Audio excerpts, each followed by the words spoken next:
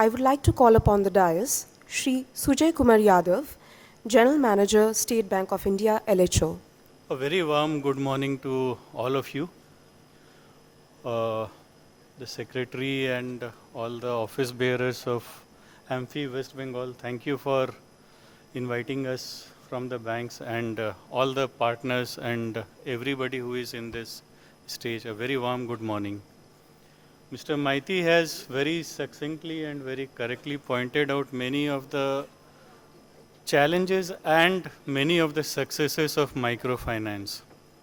MFI as such is supposed to be unsecured lending because the places or the people which AMFI or which microfinance MFIs serve, they don't have any asset per se, which can be offered as collateral.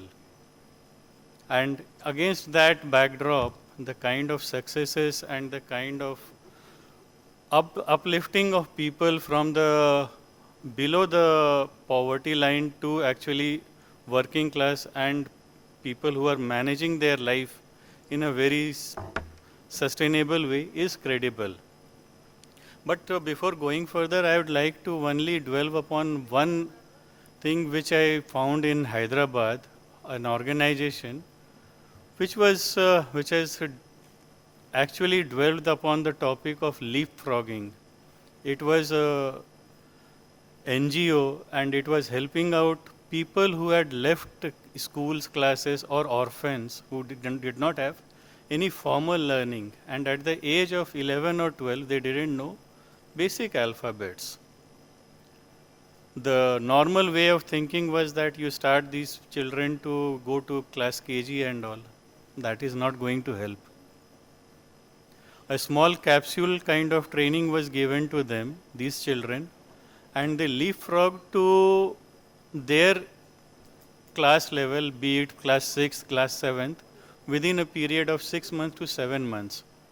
They are not very intelligent or doing very good, but yes, they are now actually, they have learned alphabets, they have learned how to make sentences, they now know how to add and subtract and basic signs. And then now they are ready for any technical training and all. Leapfrogging is one concept which comes into mind.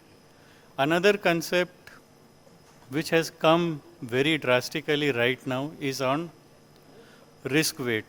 Last year RBI sent a communication that okay, they are worried about bank and MFI linkage and all and the kind of issues that it may raise, and so it raised the risk weight.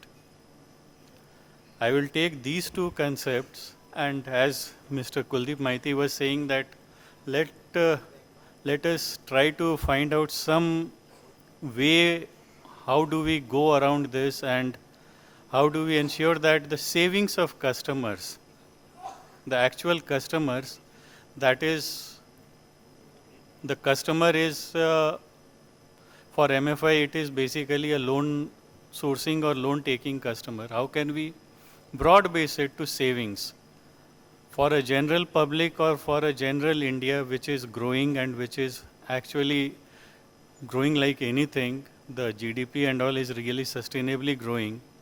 There now we are talking about investments instead of savings. And mutual fund as such, the mutual fund base has grown to 50 lakh crores, right? And compare it with whatever savings and other deposits are there in our kitty, in the bank's kitty. It is a very valid suggestion, and of course with certain amount of mitigants and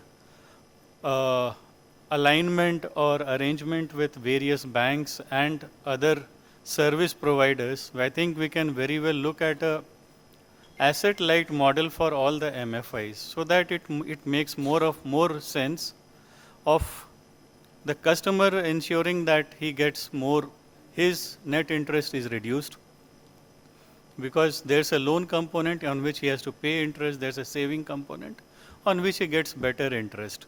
His net interest is reduced, and overall he learns how to build savings and investment for his future. It may result in anything. It may result in anything.